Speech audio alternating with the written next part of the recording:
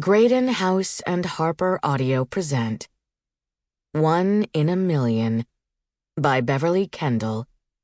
Performed by Simone Lewis.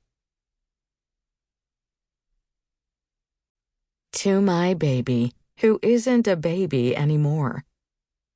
I love you more, Rye. 1. Miles Redmond was annoyed. Scratch that. He was more than annoyed. He was pissed, and currently doing his best not to glare at the woman sitting in the chair next to him. Dear God, he'd never resented anyone more in his life.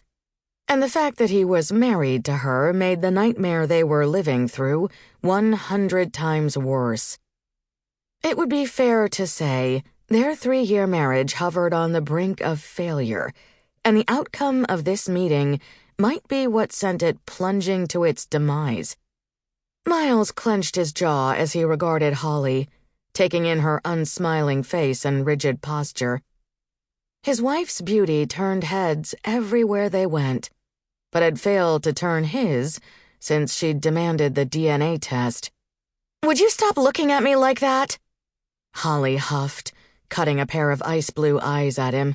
She sniffed and abruptly looked away, her chin notched a fraction higher as she presented him with her profile. "Whether you want to admit it or not, we're doing the right thing." She'd worn a light blue dress for the occasion, as if she hadn't made her hopes for the outcome of the meeting clear enough. Blue was her lucky color. Her long manicured nails kept up a rhythmic tapping on the wooden arm of her chair.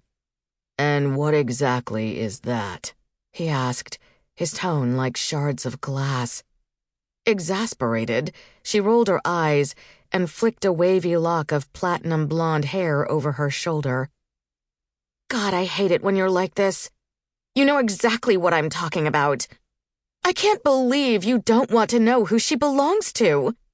She addressed the empty desk in front of them more than she did him. "She," he stressed through gritted teeth, "has a name. Her name is Haley, and she is our daughter." His voice was low and controlled while he seethed inside. It didn't matter what the DNA results revealed. Haley was their child. After all she'd gone through to have her, how could she say otherwise? That was the thing he couldn't understand. His part had been easy, hers had not, as she'd frequently reminded him.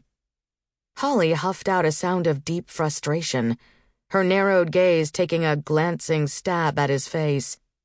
"She's not ours, Miles, and for the life of me, I don't understand why you refuse to accept it.